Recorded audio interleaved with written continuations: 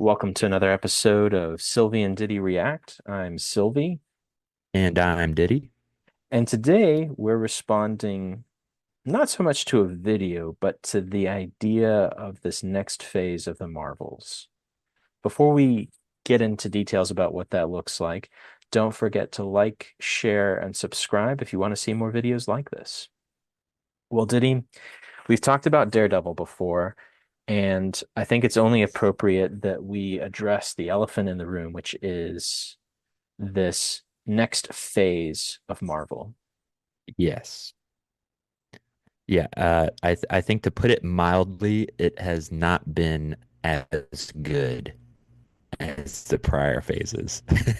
Agreed. Agreed. And I think one of the things that you can look at to see why it doesn't work is, in fact, the Eternals. That was one of the first movies that they did post End Game, and it didn't work. It failed at the box office, and it set off, I would say, a bunch of flops and movies that probably the execs are regretting or angry at the viewers for not liking.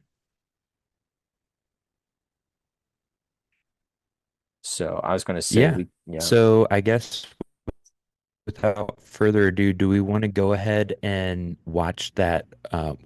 We can pull up the trailer. So like you said earlier, we're not really reacting to the trailer, but we can just use the Eternals as a jumping off point Yes. for the rest of our discussion. Yeah. So I think just to refresh people about what the basic premise of that is, let's watch the trailer and then we can discuss.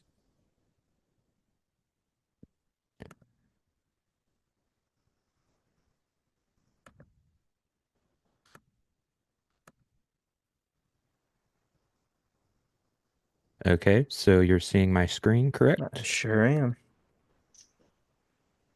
Okay. So I'll play this and then we'll just ride it to the end. Sounds good.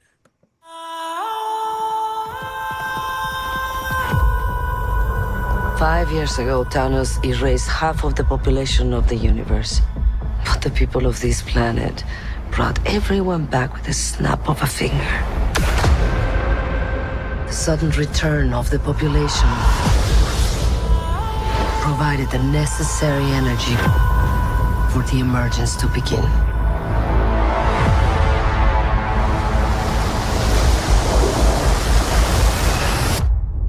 How long do we have? 7 days.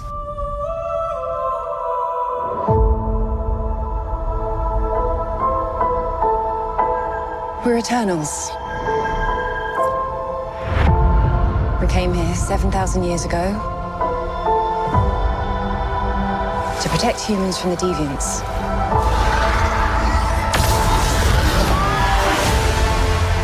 Why didn't you guys help fight Thanos? Or any war, all the other terrible things throughout history? We were instructed not to interfere in any human conflicts unless deviants are involved. By who?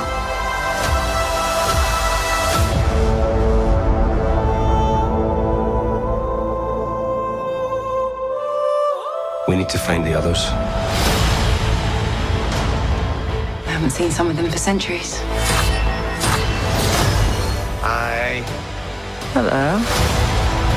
This is what the end of the world looks like. At least we have front row seats. You know what's never saved the planet? Your sarcasm.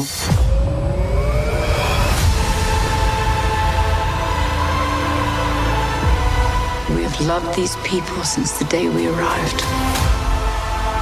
When you love something, you protect it.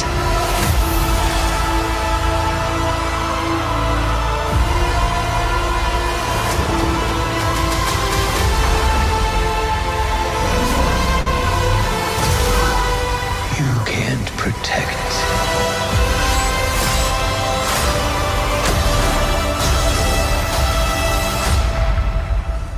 any of them.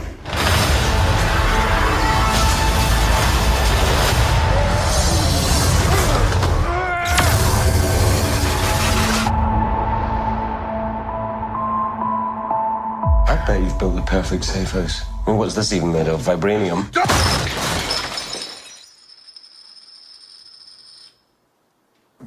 Fall collection. IKEA.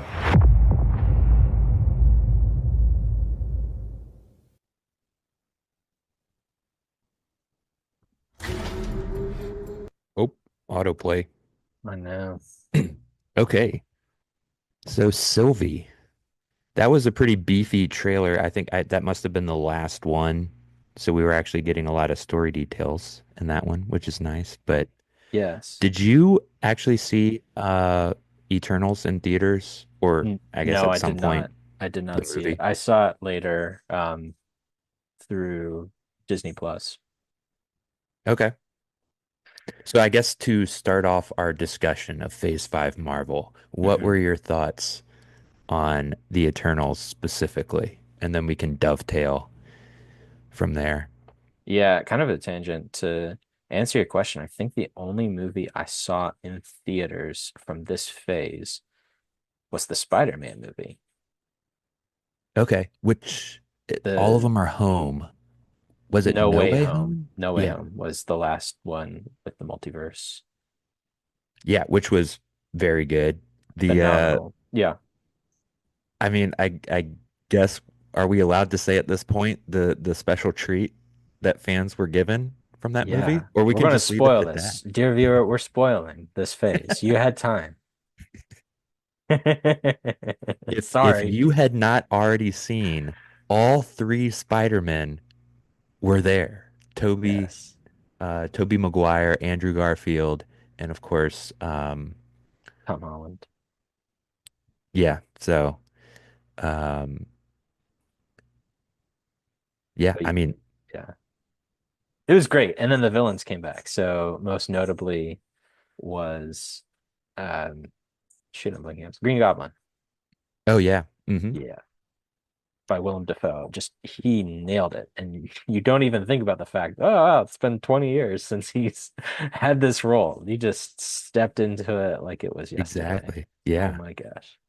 hmm and we had Doc Ock as well appear. Yes. And then some of the Garfield villains Yes. appeared as well. Yeah, it was overall very well crafted movie.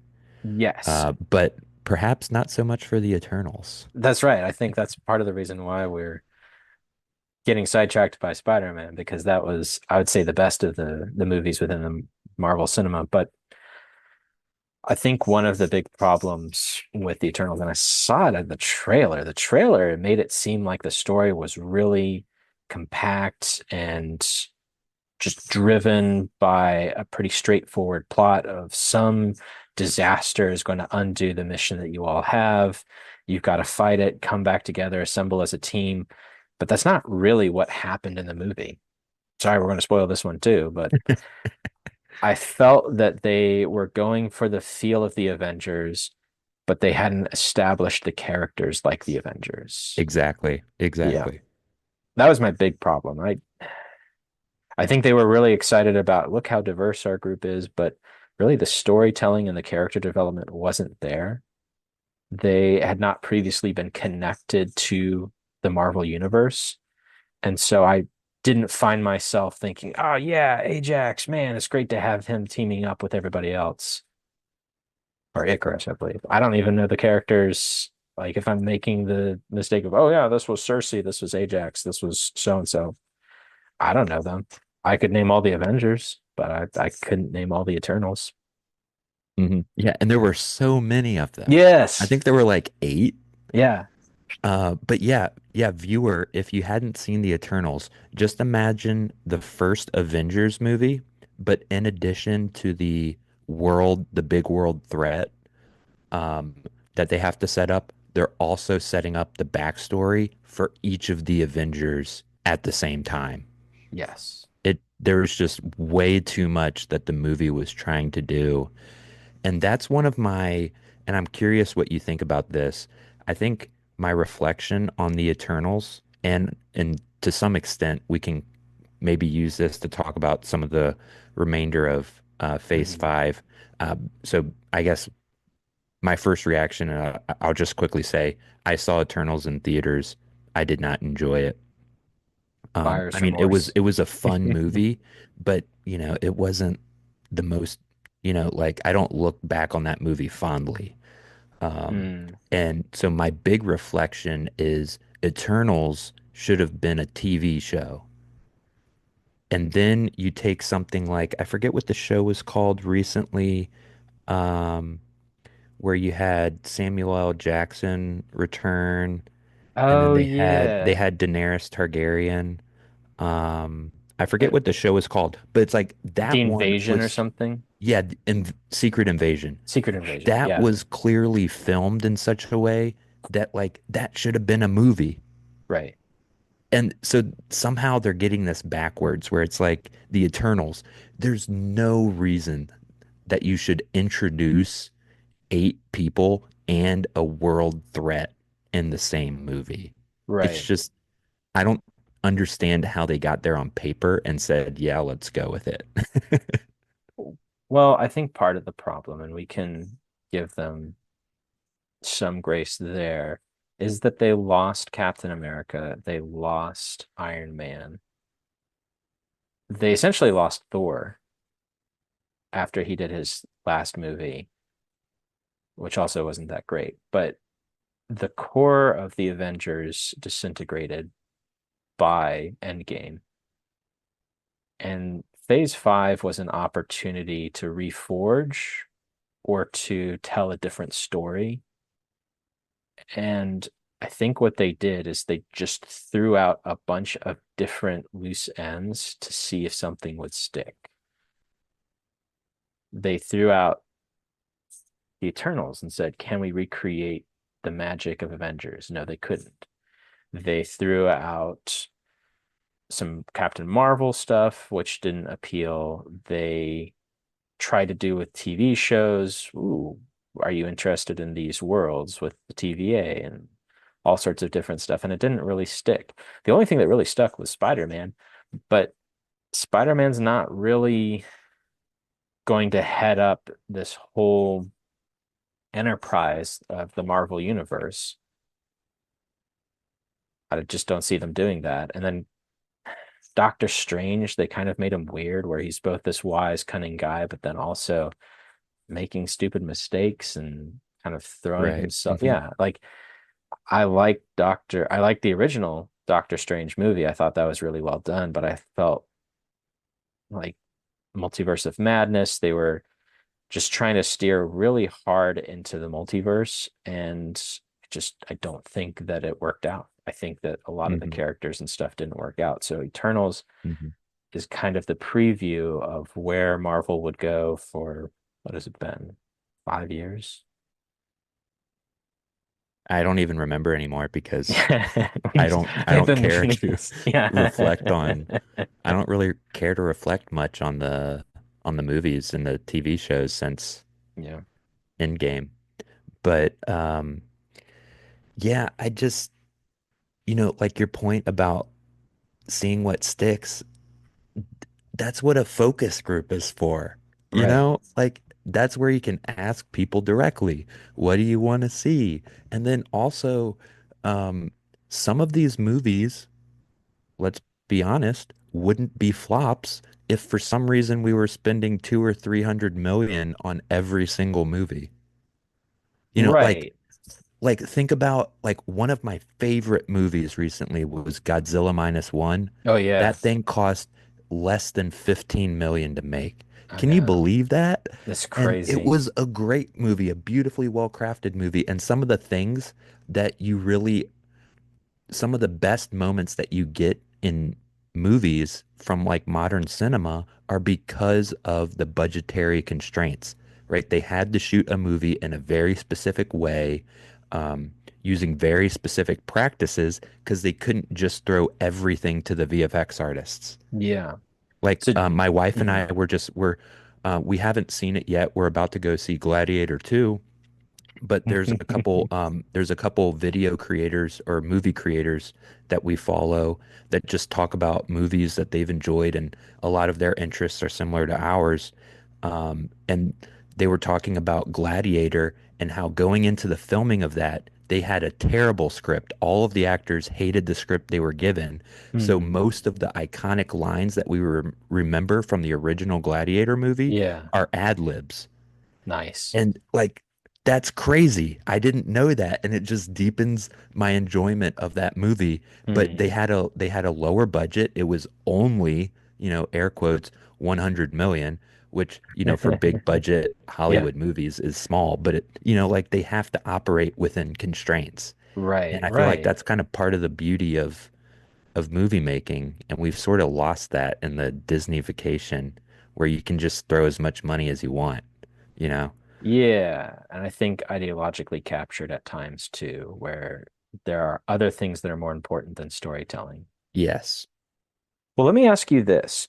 Let's imagine that you were Kevin Feige or whoever is running the ship now, and you finished Endgame. They said, Diddy, lead us into the next phase. What would you have done? What a question. I know. My first reaction is like, why are you asking me? But I have done some reflecting Hmm. because so before we had a child, my wife and I were doing, do you remember there was like an unlimited um a movie unlimited thing that died. I forget what it was, but I was then like the each AMC ticket stub thing. Was yeah, that, but yeah. before it was just kind of a general thing, and then each movie theater created their own thing. So we Ah, eventually were Regal Unlimited. Before that, we were, I think it was Movie Pass, nice. which you could see any movie as many times as you wanted. It was crazy. There's no way they could make money from that. And we saw so many movies, we could literally get a free popcorn and Regal reward points every single time we went. It was Nice. it was Nice. wild. But so after Movie Pass, we did Regal Unlimited. So we were able to see quite a few movies, and we were still pretty excited about Marvels early Hmm. on, or Yeah. not Marvels, Marvel early on in Phase 5. So we saw Shang-Chi, Hmm. we saw Eternals.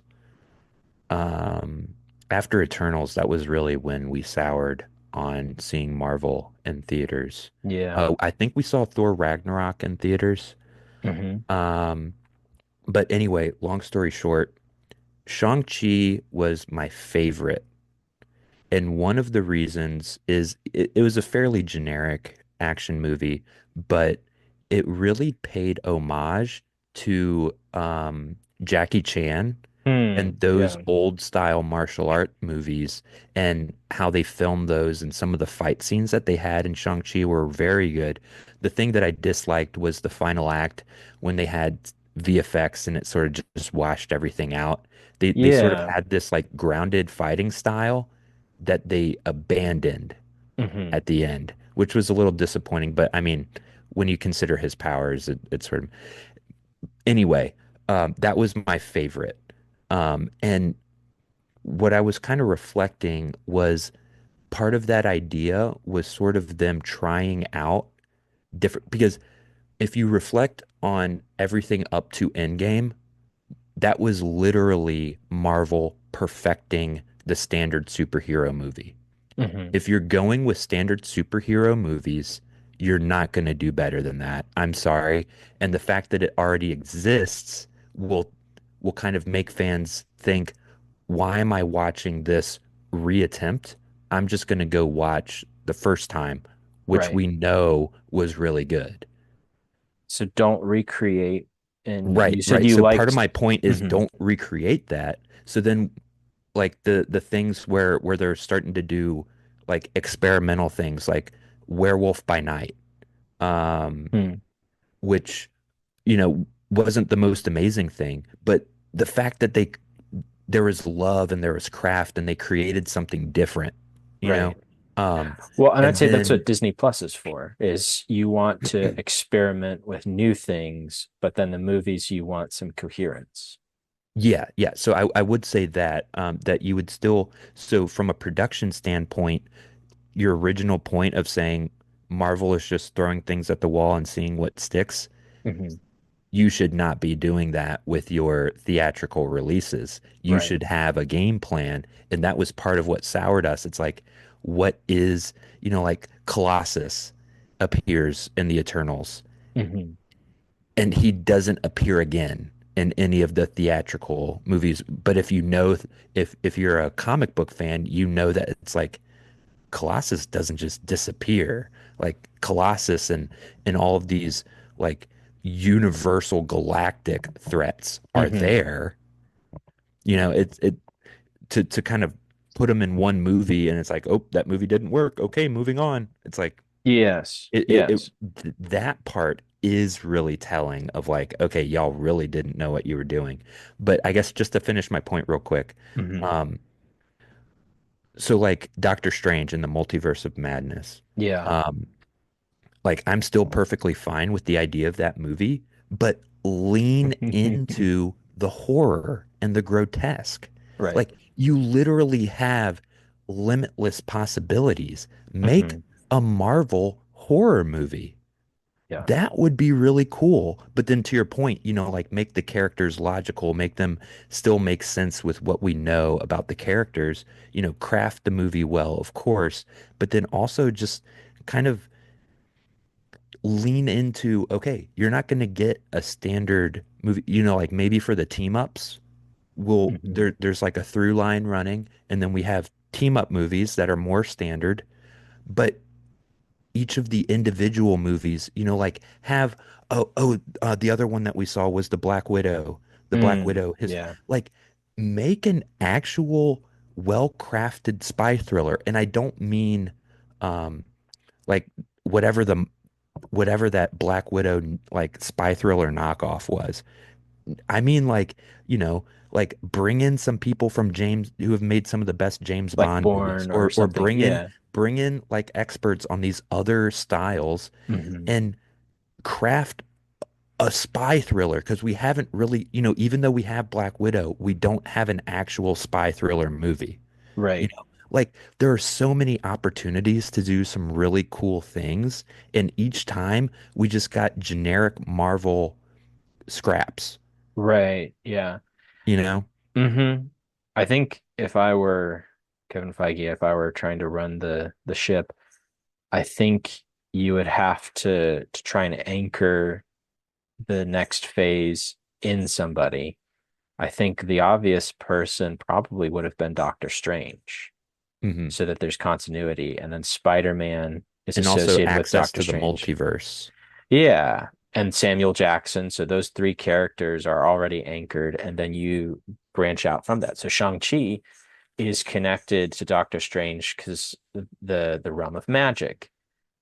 And maybe the threat is something magical or psychological, so it's going to alter people's state of mind. That could have been interesting. Hmm. And then yeah, I agree with you. I think if you had focused on what is going to be the arcing threat that we're dealing with, maybe they do turn to kind of the mystical and the magical in this phase. And so they're facing more of Doctor Strange's enemies. They're facing people that are shapeshifters, or basically the threat is not so much the big sky laser is going to blow up everything, but people are going to be controlled. The people that stand up are going to be eliminated. That would have been an interesting one. Well, What and do you, and that's yeah. also a Yeah. more timely like narrative.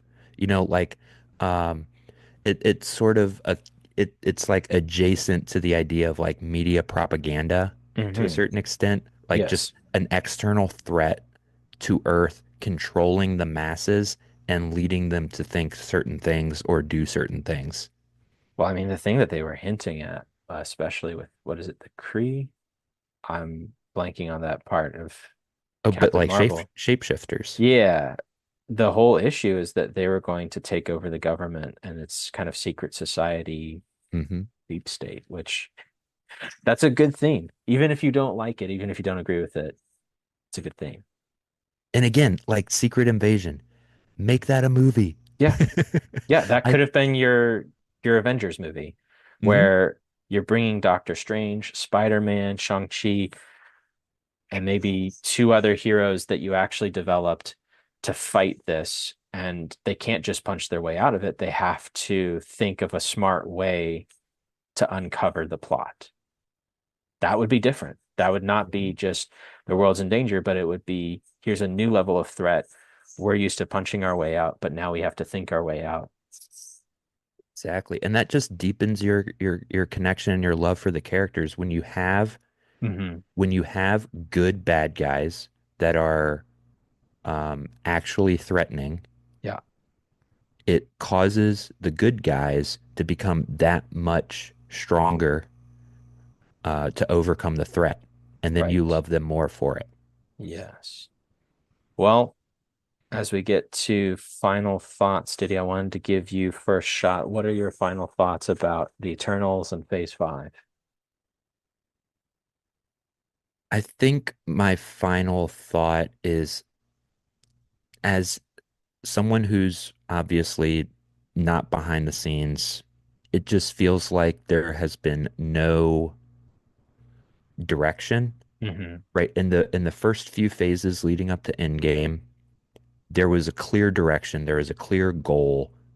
Everyone was basically on the same page on what they were working toward. And then after that, I really like the analogy that you use. It's just throwing things against the dartboard and seeing what sticks. Mm-hmm. And it, as a viewer, it has seemed clear that that is what they were doing, not that they had a goal that they were working toward. Yeah. I think my closing thought is just you need a uniform vision of where you're going. Hmm. That doesn't mean that you can't get feedback, but it really does mean that you have a clear idea of where you're going. Felt that way all the way up through Endgame. There was a clear idea of where you wanted to go. But yeah, I feel like they took a victory lap, they came back, they said, "What do we do next? I don't know. Let's just try stuff." And think of a new idea. Spend time doing that. It would have been better to not produce movies for the next year or two, but then have a unified vision. But that's not what they did. And on that note, we're going to end this recording. But if you'd like to see more recordings like this, don't forget to like, share, and subscribe. And as always, you can email Diddy or myself if you have articles or videos that you want us to react to. Until then, have a good day. We'll see you.